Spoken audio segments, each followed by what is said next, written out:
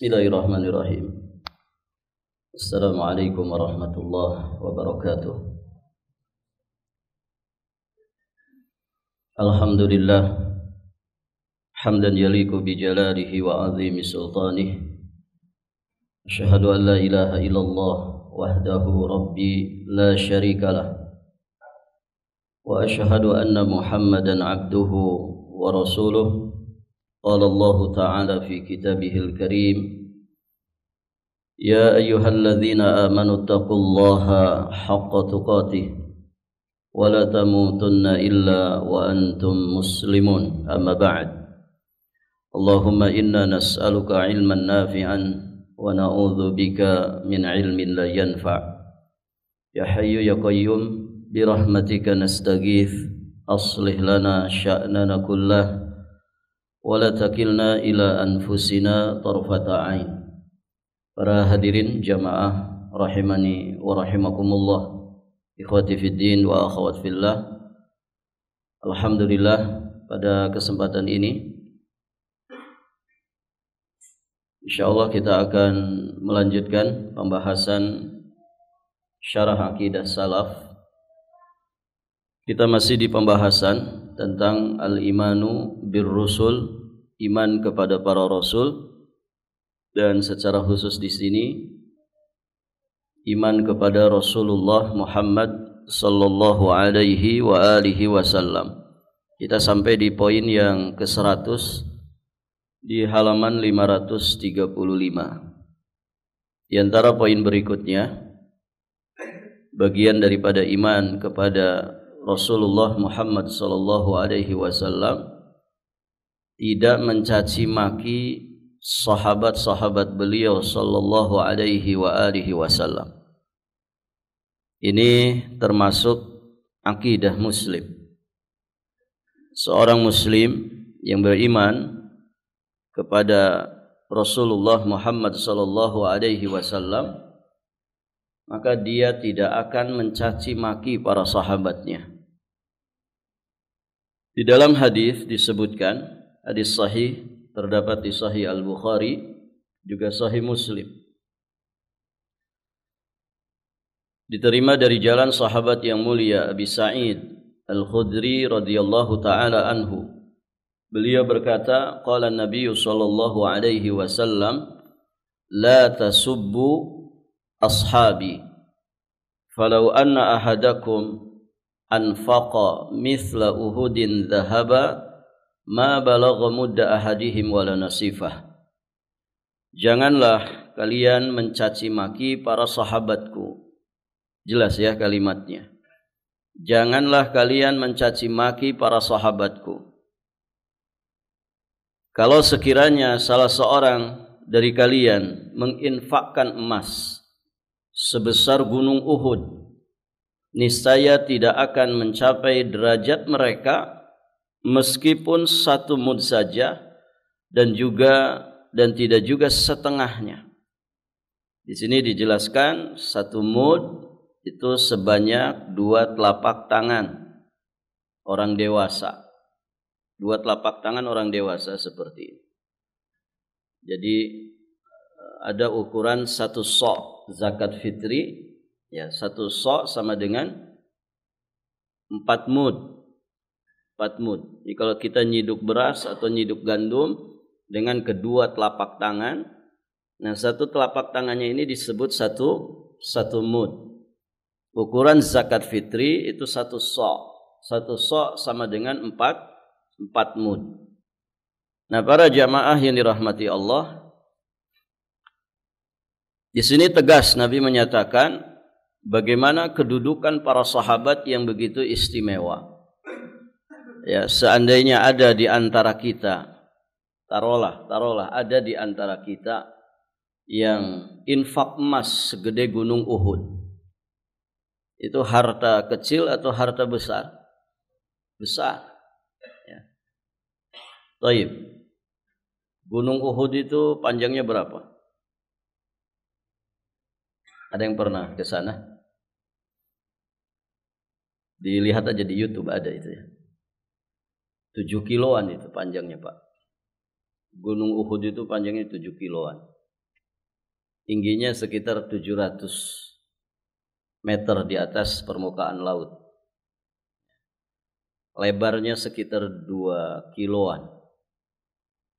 Itu kalau dijadikan emas, segede apa ya? Maksudnya sebanyak apa? Berapa puluh ribu ton, gitu ya. Kalau dibagikan ke masyarakat Indonesia, sudah ya. Masyarakat Indonesia bisa healing 1 tahun, gitu ya. Baik, para jamaah, besar itu. Artinya itu infak yang gede. Kalau ada orang infak emas segede gunung Uhud, berarti infak yang besar banget. Ternyata itu tidak bisa menyamai infaknya sahabat. Infak apa? Nah, disebutkan di sini infak apa. Tapi banyak ulama yang menjelaskan sesuatu yang dimud itu biasanya makanan. Jadi kalau ada sahabat infak makanan, ya, gandum kah atau apapun dari makanan, 1 mud atau bahkan separuh mud. 1 mud tadi segini. Kalau separuh mud berarti segini saja. Nah, mereka punya pahala yang begitu besar yang tidak bisa disamai oleh pahala infak emasnya kita segede gunung Uhud. Artinya di sini Nabi sedang menjelaskan bagaimana mangkibah para sahabat. Ya, bagaimana kedudukan derajat yang sedemikian utama dan istimewa dari para sahabat Nabi ini. Maka bagaimana kemudian lisan seorang muslim begitu tega mencaci maki orang-orang yang mulia seperti ini.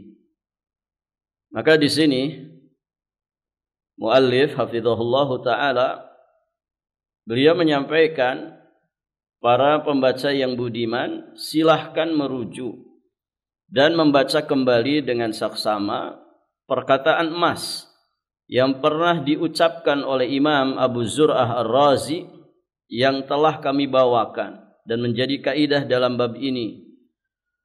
Ya, di antara maqalat Abu Zur'ah Ar-Razi, apabila engkau melihat seorang yang mencaci maki salah seorang dari sahabat Rasulullah sallallahu alaihi wasallam, maka ketahuilah bahwa dia adalah zindiq. Dia adalah zindiq. Baik, para jamaah yang dirahmati Allah, ketahuilah sesungguhnya tidak ada yang mencaci maki, tidak ada yang mengkafirkan para sahabat yang mulia sallallahu alaihi wasallam, para sahabat ridwanullah alaihim ajmain, kecuali 3 kelompok, 3 golongan manusia. Pertama munafikun, orang-orang munafik, kemudian orang-orang Rafidhah, Syiah Rafidhah, dan juga orang-orang yang mengikuti mereka, yang semisal dengan mereka. Kemudian beliau bahas di sini ya 3 golongan manusia yang mencaci maki para sahabat Nabi sallallahu alaihi wasallam, bahkan mengkafirkannya. Golongan pertama adalah munafikun. Orang-orang munafik di mana mereka telah menuduh para sahabat radhiyallahu taala anhum sebagai sufaha, sebagai orang-orang bodoh, lemah akalnya, yang tidak dapat mengetahui, tidak bisa membedakan mana maslahat dan mana madarat. Ini dikisahkan oleh Allah Subhanahu wa taala di dalam firman-Nya surat Al-Baqarah ayat ke-13. Di awal-awal Al-Quran surat Al-Baqarah, Allah menjelaskan orang-orang yang bertakwa, orang-orang yang beriman, hanya sekian ayat saja, 4 ayat ya jika tidak salah. Kemudian menjelaskan orang kafir hanya 2 ayat. Sisanya ada sekian banyak ayat yang menjelaskan orang munafik dan juga sifat-sifat mereka, menunjukkan bahwasannya orang munafik ini sejatinya lebih berbahaya daripada kafir asli. Orang kafir asli, kalau mereka benci kepada Nabi Muhammad, benci kepada Islam dan kaum muslimin sarahatan, mereka dengan terang-terangan. Orang munafik, para jamaah yang dirahmati Allah, mereka bisa dikatakan musuh dalam selimut, ya, menikam dari belakang. Maka Allah sering mengingatkan kita, memperingatkan tentang orang-orang munafikun. Bahkan ada satu surat khusus yang disebut dengan surat Al-Munafikun. Baik. Di dalam ayat tersebut, surat Al-Baqarah ayat 13, Allah Subhanahu wa taala berfirman, "Wa idza qila lahum aminu kama amanan nasu qalu anu'minu kama amanas sufaha ala innahum humus sufaha walakin la ya'lamun."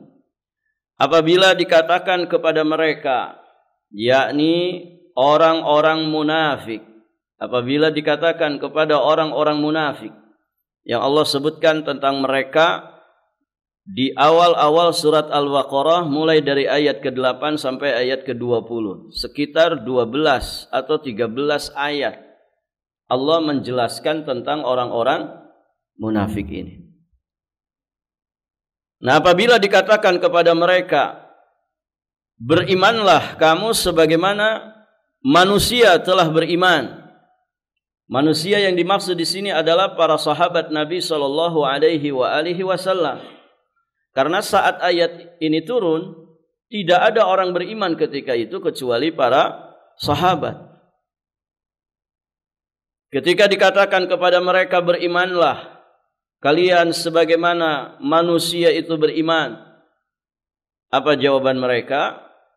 Mereka menjawab, anu'minu kama amanas sufaha, apakah kami akan beriman sebagaimana orang-orang sufaha itu, ya, sebagaimana orang-orang bodoh itu telah beriman.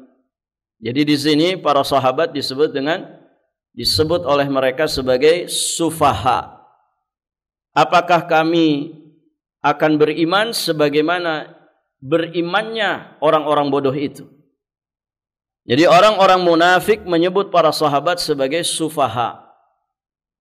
Baik, para jamaah, ini olok-olokan, cacian, ini makian, ini penghinaan, ini sikap merendahkan para sahabat yang mulia yang memiliki kedudukan tinggi di sisi Allah Subhanahu wa taala.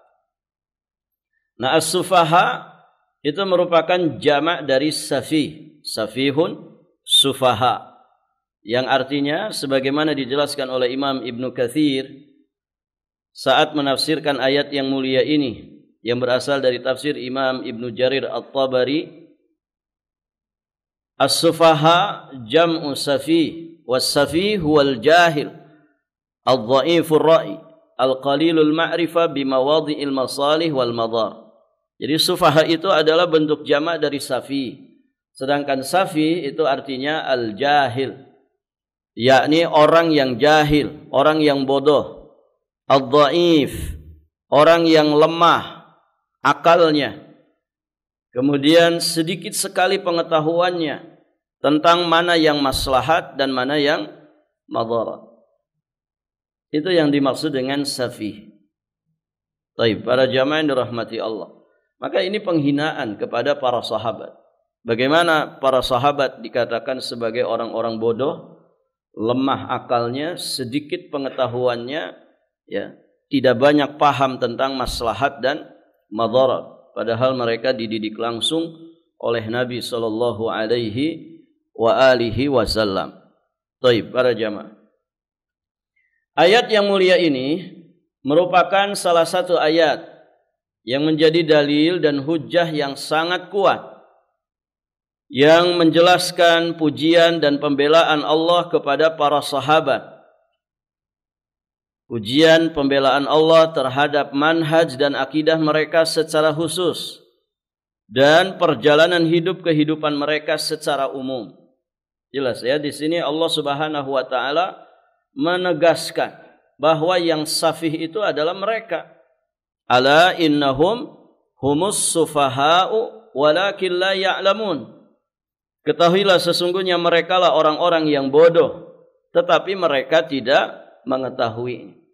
Dan bahaya orang itu kalau bodoh tapi tidak paham dirinya bodoh. Namanya apa, Pak? Ada orang bodoh, dia ngerti dirinya bodoh, sadar dengan kebodohannya. Ini masih mending dibandingkan dengan sudah bodoh, sok tahu. Sudah bodoh tidak sadar dirinya itu bodoh. Rajulun la yadri wa huwa la yadri annahu la yadri. Seorang yang bodoh tidak tahu dan dia tidak tahu bahwa dirinya itu tidak tahu. Ini seburuk-buruk manusia. Nah, munafikun dikatakan oleh Allah mereka itulah sufaha, akan tetapi mereka tidak mengetahuinya. Bahaya para jamaah. Ya, kalau jahal itu jahal murakkab. Ya, dia jahal kuadrat. Bodohnya bodoh bertingkat. Kuadrat itu kan pangkat berapa? Pangkat 2 kan? Pangkat 1-nya apa? Ya dia bodoh. Adamul idrak, adamul ilmi. Dia tidak punya ilmu. Adamul ma'rifah. Tidak punya pengetahuan. Itu pangkat 1-nya.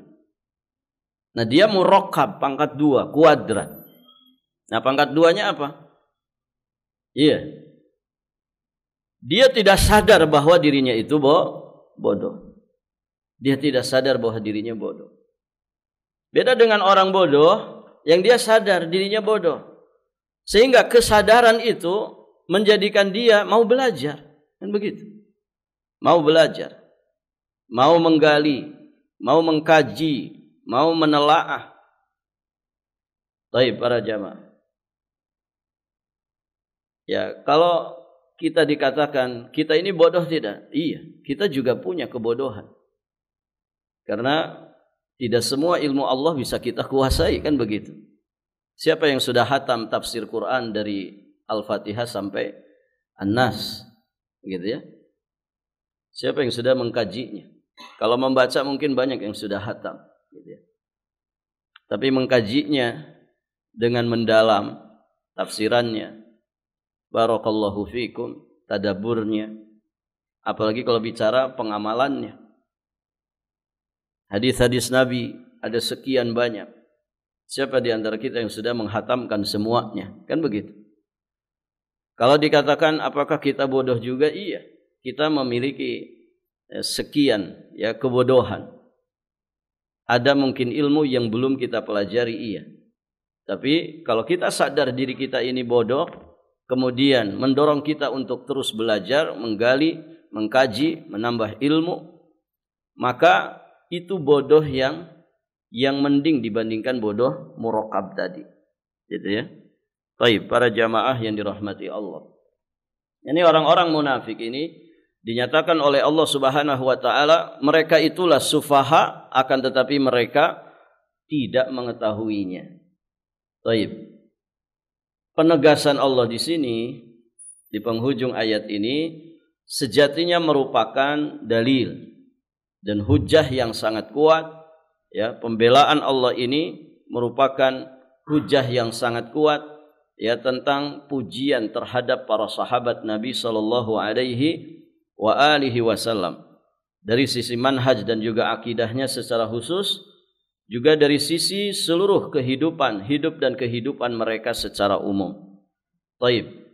Kemudian di sini muallif hafizahullahu taala beliau menyampaikan beberapa faidah yang bisa kita ambil dari ayat ini. Ada 5 faidah yang beliau keluarkan di sini.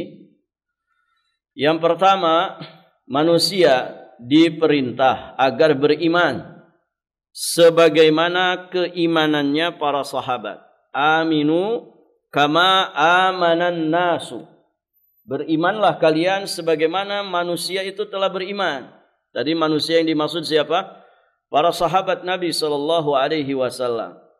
Berarti di sini perintah dari Allah supaya kita beriman sebagaimana imannya para sahabat Nabi. Iman yang bagaimana? Iman yang lurus.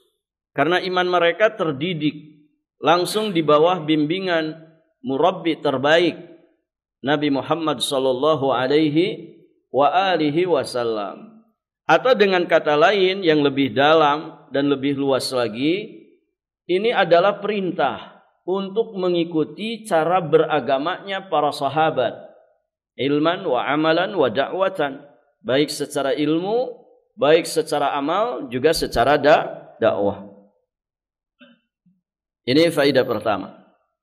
Faedah kedua, hanya kaum munafik dan orang-orang yang mengikuti sifat dan amal mereka sajalah yang menuduh para sahabat itu sebagai orang-orang bodoh. Jadi jelas di sini, karena ayat ini menjelaskan tentang orang-orang munafik. Jadi hanya orang munafik atau yang semisal dengan mereka yang kemudian begitu tega lisannya mencaci maki, merendahkan para sahabat Nabi sallallahu alaihi wasallam. Padahal mereka orang-orang yang ditinggikan Allah, orang-orang yang dinilai sebagai generasi terbaik oleh manusia terbaik. Sama mereka direndahkan. Mana yang salah berarti? Tidak mungkin Allah dan Rasulnya salah. Yang salah pasti mereka. Baik, hadirin jamaah yang dirahmati Allah. Kemudian pelajaran ketiga, di dalam ayat ini ada pembelaan besar dari Rabbul Alamin kepada para sahabat, bahwa para sahabat ridwanullah alaihim ajma'in bukanlah orang-orang yang bodoh sebagaimana tuduhan kaum munafik. Ya, pembelaan Allah ini ya di ujung ayatnya tadi. Ala innahum humus sufaha'u walakin la ya'lamun. Bahkan para sahabat adalah orang-orang yang beriman kepada Allah dan Rasulnya dengan keimanan dan ketakwaan yang benar. Mereka adalah orang-orang yang berilmu, yang memang sangat tahu mana yang maslahat dan mana yang madarat. Akan tetapi orang-orang munafiklah yang bodoh, yang sama sekali tidak tahu mana yang maslahat dan mana yang madarat. Jelas ya? Baik. Kemudian pelajaran keempat, siapa saja manusia yang menghinakan para sahabat, niscaya akan mendapatkan kehinaan dari pencipta para sahabat, yakni Allah Azza wa Jalla. Pernyataan Allah, ala innahum humus sufaha, ini sejatinya kecaman bagi mereka. Ini sejatinya taubih dari Allah Subhanahu wa taala. Justru mereka yang dihinakan oleh Allah Subhanahu wa taala. Karena pada hakikatnya dia telah menentang dan melawan Allah yang telah memuji dan meridai para sahabat Nabi sallallahu alaihi wa alihi wasallam. Ya, apalagi kalau yang dicaci maki itu Rasulullah. Inna syani'aka huwal abtar. Ya. Sesungguhnya yang mencela Rasulullah sallallahu alaihi wasallam merekalah yang abtar. Abtar yakni aqta. Mereka yang akan terputus. Ya, terputus dari segala kebaikan.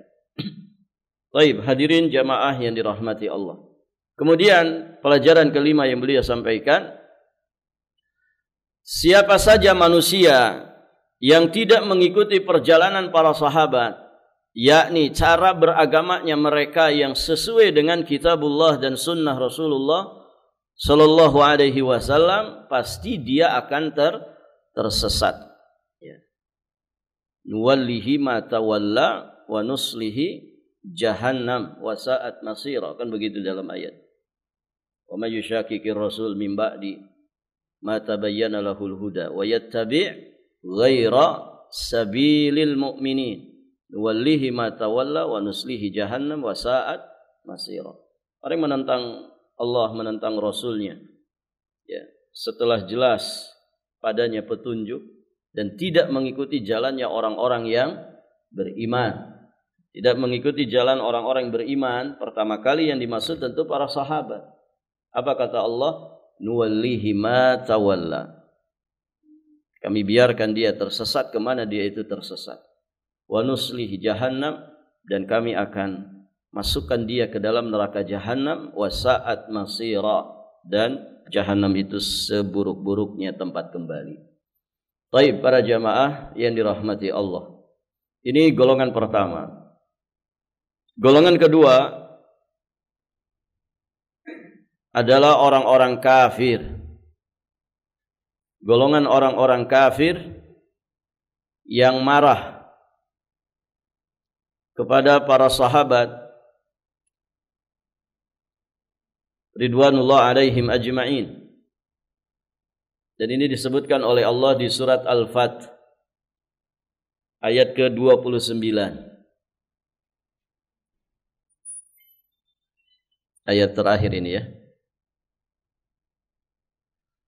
Allah Subhanahu wa taala berfirman, Muhammadur Rasulullah walladzina ma'ahu asyidda'u 'alal kuffar ruhama'u bainahum tarahum ruk'an sujjadan yabtaghuna fadlan minallahi wa ridwana simahum fi wujuhihim min athari sujud dzalika mathaluhum fit taurat wa mathaluhum fil injil kazara'in akhraja syat'ahu fa'azarahu fastagladha fastawa 'ala suqihi yu'jibu az-zurra'a liyaghidha bihimul kuffar wa'adallahu alladhina amanu wa 'amilus salihati minhum maghfiratan wa ajran 'azima.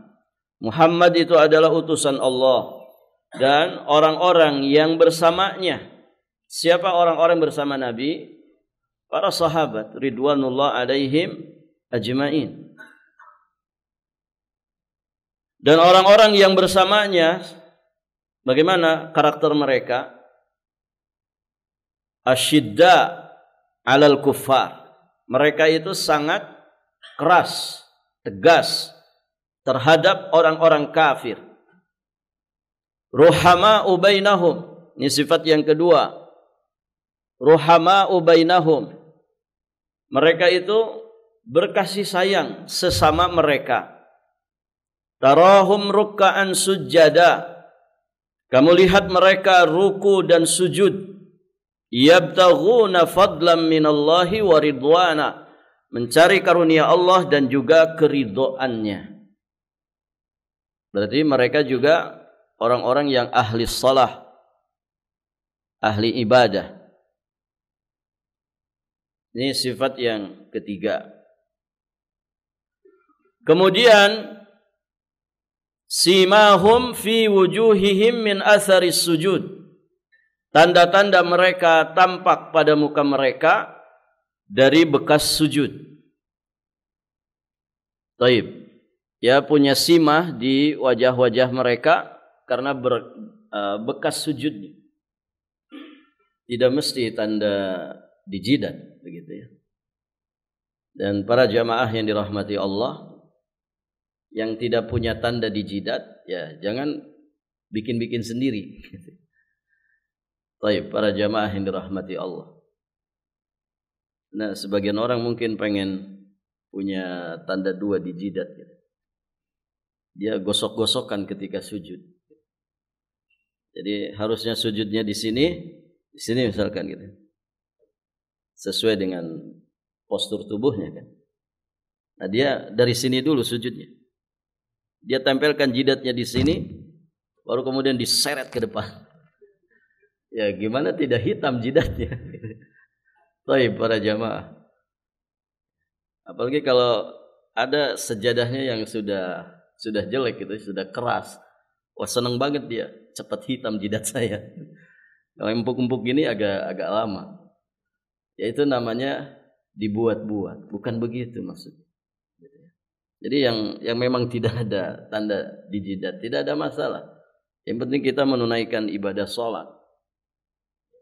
Wajib 5 waktu dan berusahalah untuk melaksanakan sholat sunnah yang lainnya. Sholat sunnah yang paling istimewa sholat sunnah apa? Sholat sunnah yang paling istimewa setelah sholat fardu, sholatul lail, kan begitu. Qiyamul lail, sholatul lail, tahajud. Kenapa? Kenapa ikhwan? Karena itu sholat dalam kesendirian. Ya walaupun di masa-masa ini mungkin saja riya gitu ya. Mungkin saja riya, kan bisa update status. Jam 3 update status, OTW tahajud. Rakaat keempat guys, gitu kan. Di zaman ini serba mudah ya. Kebaikan dimudahkan, keburukan juga dimudahkan. Jadi tahajud itu istimewa para jamaah. Kenapa? Karena ya sulit untuk riya, sulit untuk tidak ikhlas. Dan itu ibadah dalam kesendirian.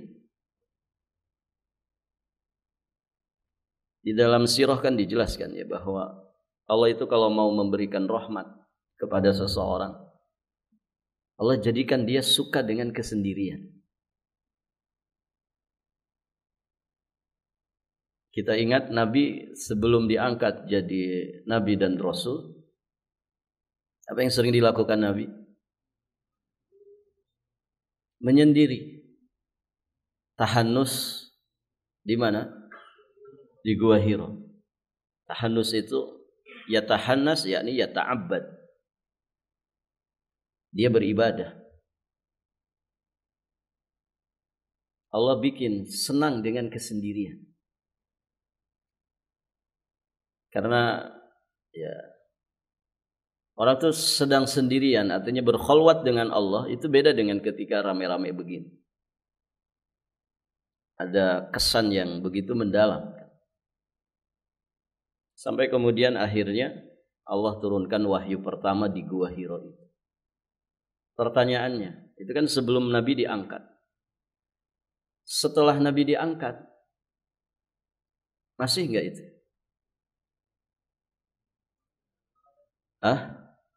Tahannus di gua itu masih enggak? Barangkali antum di musim liburan, Ustaz, ana mau ke Jawa. Mau ke mana? Ke lereng Gunung Selamet, di situ ada gua, Ustaz. Ana mau tahannus kayak Nabi dulu gitu. Berkesendirian. Masih berlanjut enggak? Masih, tapi dengan format yang berbeda. Tadi yang kita sebutkan. Ibadah dalam kesendiriannya itu masih berlanjut. Apa itu? Tahajud. Salat malam itu. Kemudian satu lagi, iktikaf. Iktikaf.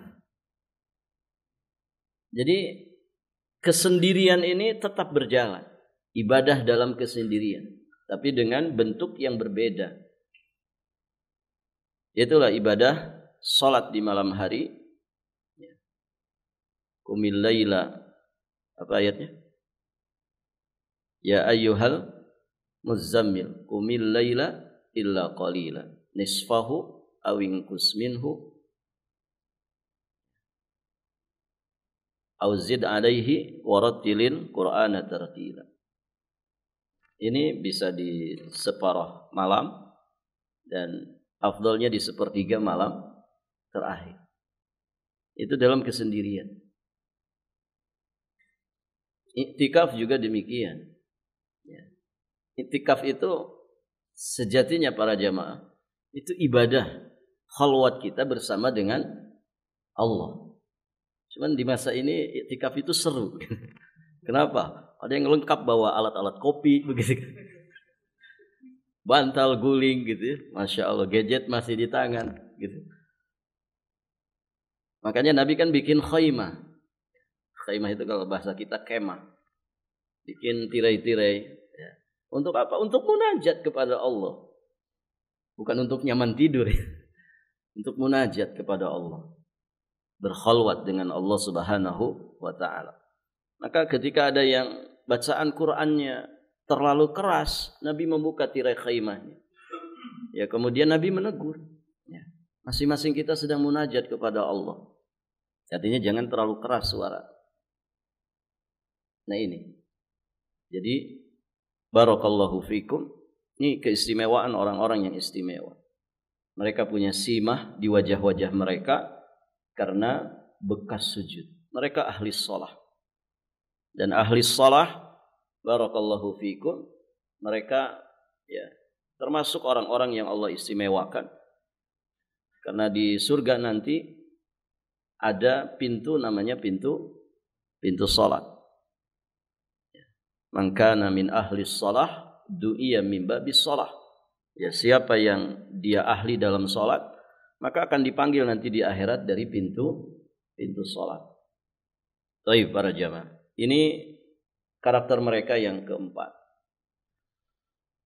Kemudian Allah sampaikan, "Dzalika mathaluhum fit Taurat."